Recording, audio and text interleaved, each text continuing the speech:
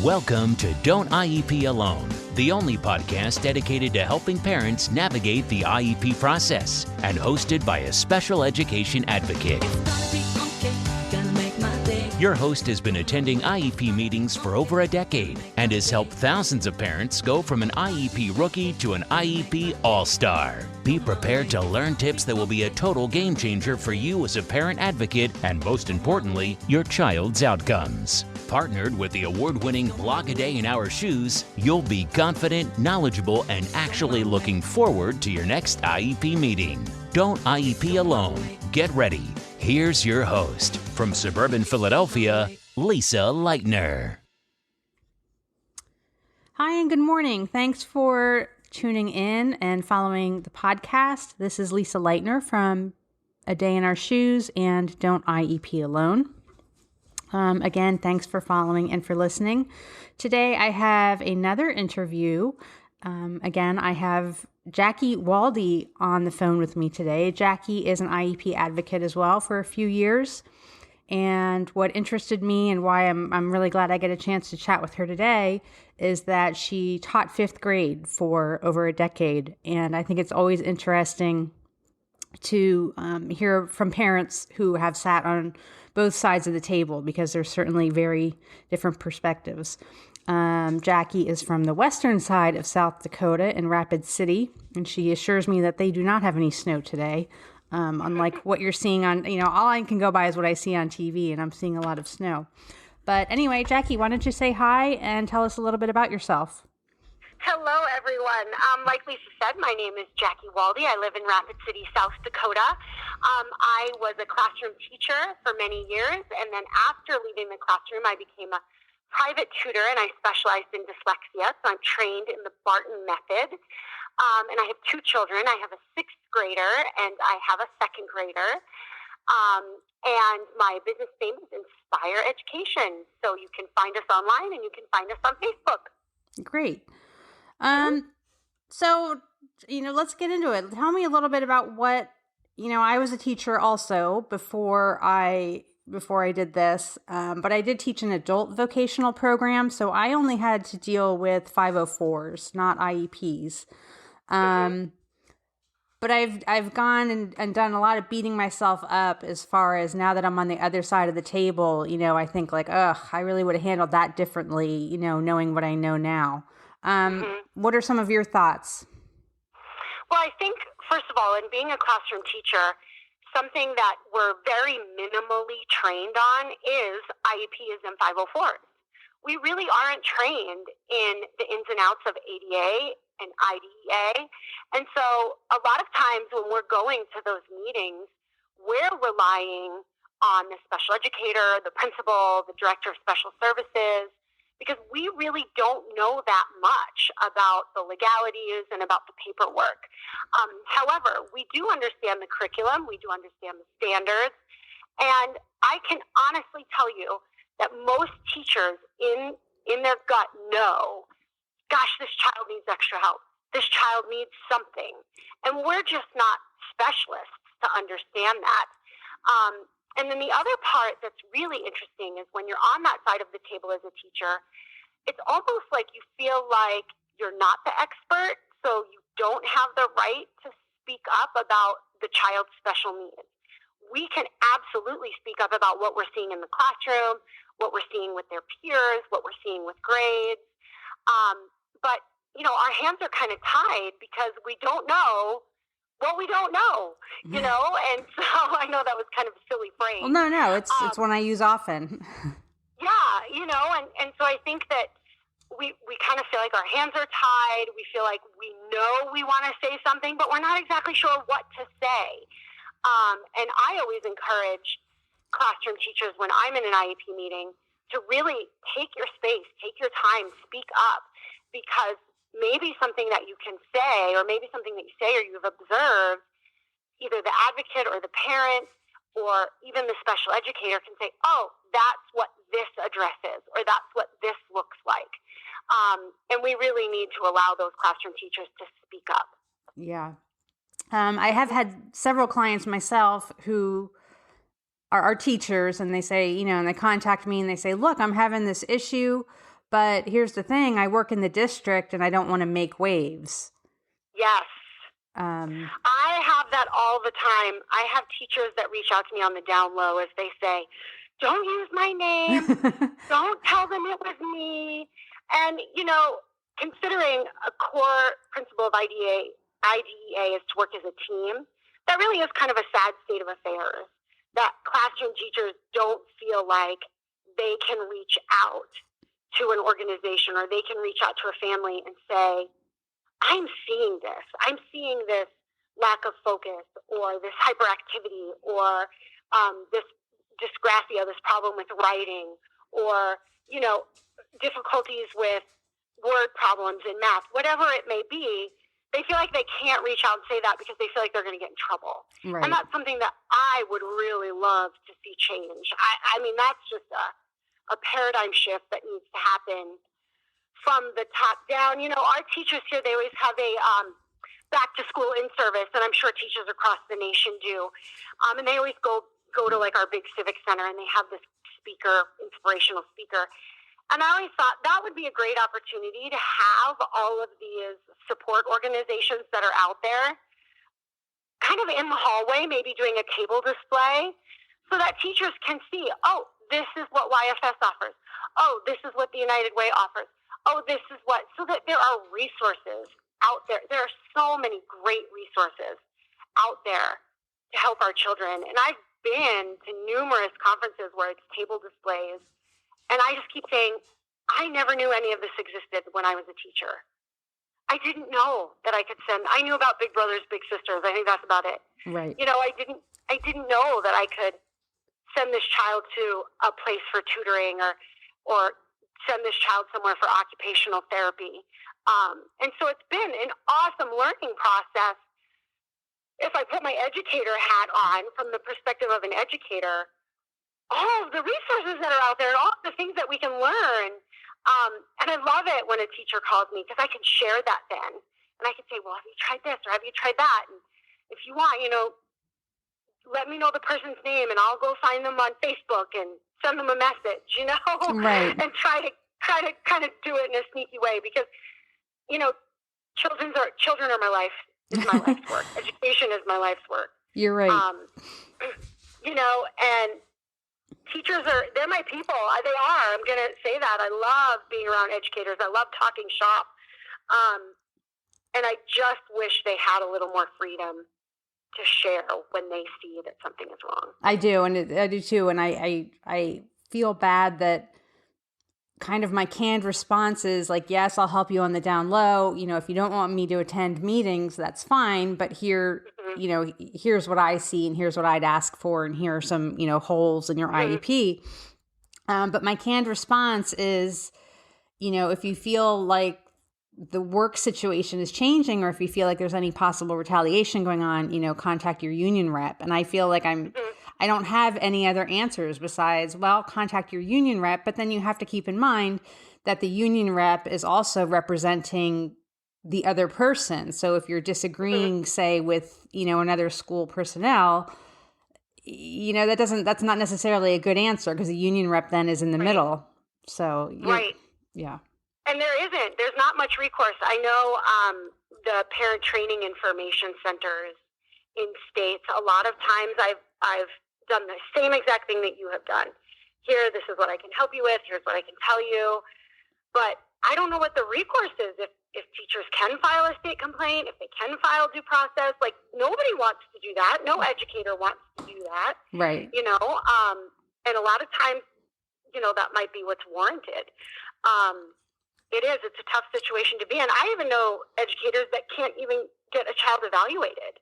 And they know it. They know that this child needs to be evaluated. Yeah. And they hit roadblocks with that. And they call and they say, what do I do? How do I get this child evaluated? And my advice has to change because I know they're bound by contracts. I know they're bound by, if they're a union member, union rules, which I was a union member, so I support it.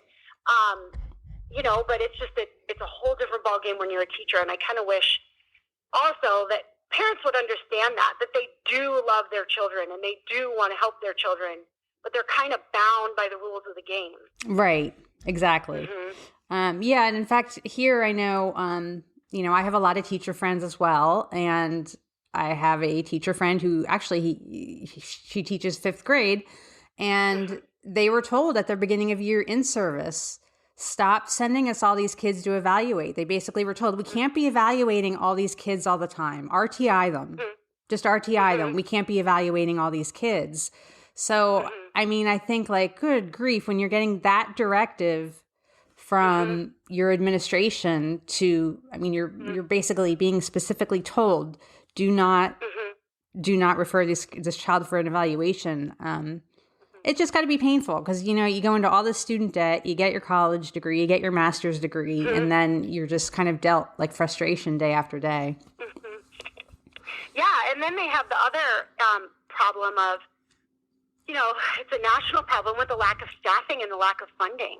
I love that you had posted that article about showing how IDEA was supposed to be supported by this percentage, and it's really only at the max been supported by 20%.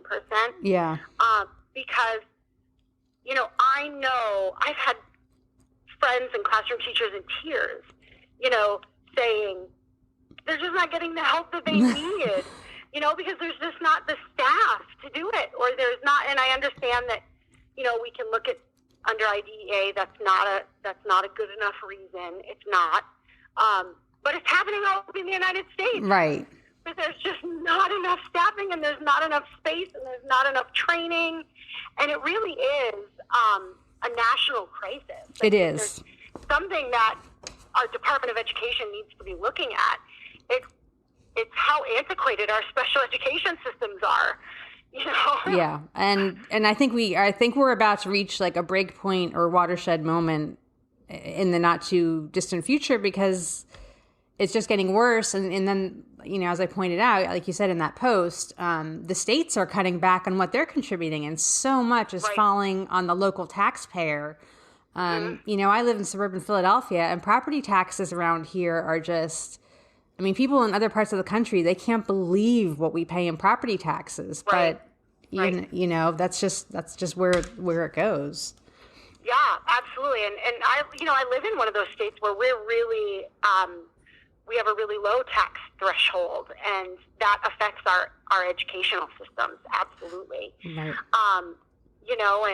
And I feel for those teachers, because I also see the burden being put on classroom teachers, where we don't have, I took Intro to Special Education in 1997. That was my background in special education before I went into the classroom. One class, Yep. And then that burden then, so you have these new teachers, and I've gone and got additional training. I have my master's degree in education. I've taken the SEAT training through COPA. And I think of those first-year teachers that have had that one class of Intro to Special Education. And now they're saying, okay, now you have to deal with kids that have oppositional defiance disorder, or, my son has ADHD, or whatever, and we have the basics. Yeah. We don't know the proper interventions and the proper accommodations. And, and I went personally and learned to the point where I was learning, and I actually adored having kids that everybody kind of deemed as trouble and deemed as a problem, because I just felt they just had so much spunk and personality and potential, that they were just wonderful to work with. And I would love to have that training for more educators so they could see it that way instead of a burden, and seeing it instead of being overwhelmed. Yeah. Because that's what I hear. I'm so overwhelmed. I don't know what to do. And well, and I think even, you're a gen ed or ECE, type trained teacher, but even for those who are specializing and getting a special ed degree, I think, that there's so much focus on pedagogy that there's no classroom management. And I see time and time again, I see these kids, and they're kids because they are, honestly, at this point, they are young enough that they could be my kids, 22, 23, 24 years old. And I see them in these, leading these ED classrooms. And I just think, all right, I wonder how long she'll last, 2 years, 3 years, because they're not given the supports, and they have They have no clue, or perhaps, like you said, ODD or some other behavior issues. And, you go in every day and you're getting hit every day and all that. And that doesn't last long. No, and it causes a burnout. I've sat in IEP meetings, and then I've kind of had a debrief with parents afterwards. And I've actually said, I'd really like to visit with that teacher because I feel like she's green. Yeah. And that's the word that I use. I feel like she's green. He or she, I don't want to say, right, or she, but that they just maybe don't have the classroom experience. They don't have the training. They don't have the insight. And then that's when I love to go in and share resources and say, hey, you're not alone in this. Yes, I'm an advocate and I'm here for the child, but I'm here to unify the team, and you're a valuable part of the team.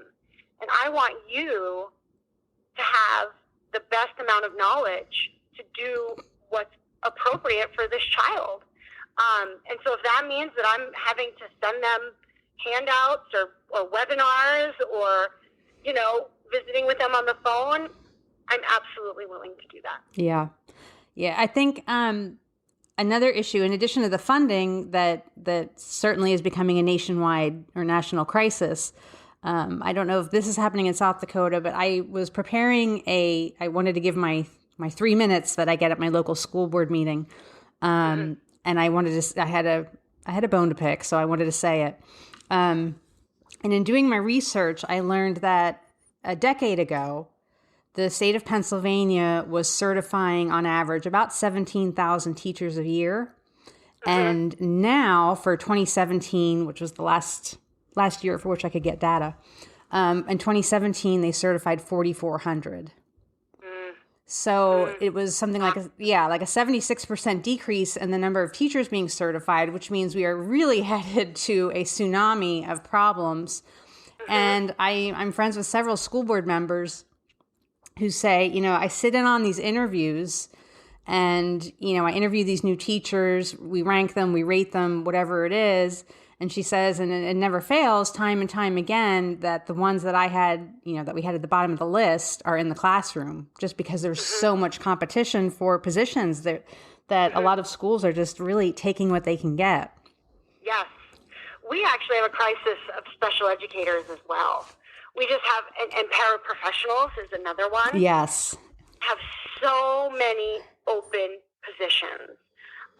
And the solution to that, I've discussed this on end, lengthy with many people, educators and parents and family members, and I think that there's so many things that go into why we're not having people going into education. Of course, the pay is abysmal. It just is, especially in South Dakota. You can't even imagine how abysmal it is. But then I also think of some of the working conditions with classroom size. And when I look at the buildings, right now we're in the process of trying to get a bond issue through to get our buildings, because some of our buildings haven't been touched since 1950s, 1960s. Yeah. So, our buildings are out of date. And then, yes, we're getting much, much better at diagnosing what's going on with children. But that means that the classroom situation is getting more individualized, more unique. But yet there's this trend in education where we're standardizing everything. So we have all of these children with all of these individualized, unique needs, whether they're on an IEP or not. I mean, we have some remarkably, kids that are really good at hands-on things, and then we have some kids that are really good at just kind of working on their own and being quiet and being in books. It's regardless of having a disability or not.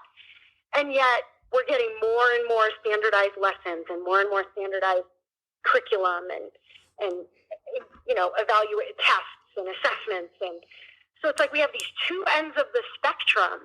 How do we find that middle, and how do we draw people into the classroom? Right. To show them that, gosh, it can be an exciting place to be. It can be wonderful. I loved it when I was there.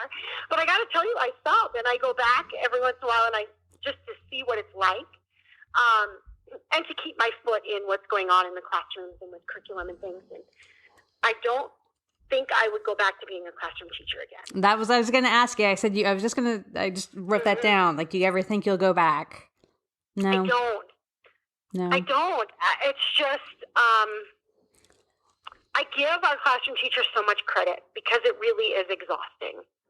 For me, it was. And the people that are in there that are loving it and passionate about it, I'm so proud of them. And I was that person at one point in time. But I really far more enjoy helping the individual child now. Yeah. Yeah, I like doing this, but I got to tell you, it gets, it wears on you because, as I always say, nobody ever calls us because things are going well. You know, nobody ever calls and says, "Hey, Jackie, my IEP is great. My kid's making so much progress. It's just fantastic." Right? So we only ever see the real bottom of the barrel, worst case scenarios of, you know, the parent couldn't take it any longer and they finally sought out an advocate. So, and that wears on you. It wears on you. So it's hard not to get jaded.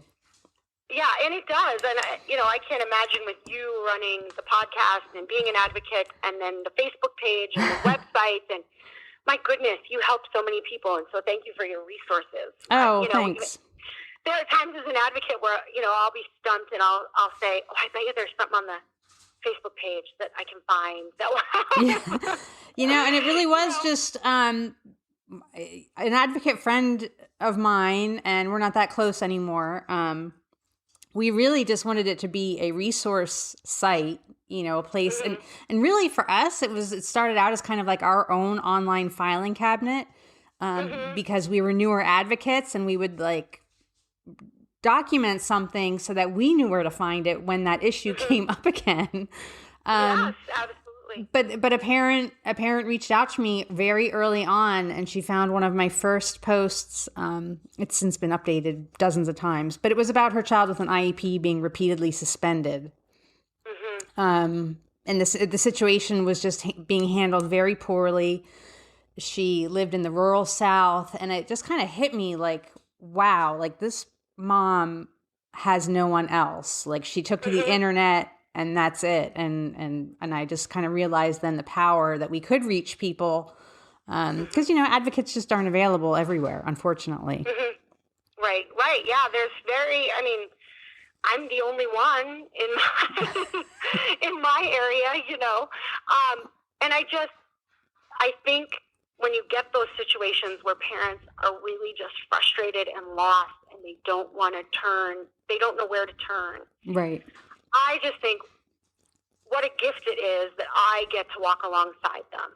Yeah. That's how I really try to look at that, because we get those parents that are they're crying and they're frustrated or they're angry and they're ready to fight, or, they just are at their wits' end. And if we can kind of bring them some support and some reasoning and some pathway to kind of help them lift the fog a little bit or lift the stress a little bit,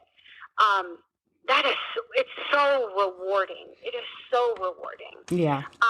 And that, when I was a classroom teacher, my rewarding came from working with those kids and making a difference in the life of all the kids in my class. And I love them to pieces. Some of them are in their 20s now, and I still talk to them and I still see them, and I embarrass the heck out of them. I give them big hugs in public and tell people I was their 5th grade teacher, and they're like, "Oh, geez, here she comes." But I think that I get to do that now just in a different capacity. Thanks for listening to the Don't IEP Alone podcast. No parent should have to IEP alone. And with A Day in Our Shoes, you don't have to. For more IEP assistance and letter templates, visit adayinourshoes.com. For ongoing assistance and support, follow our Facebook page and group.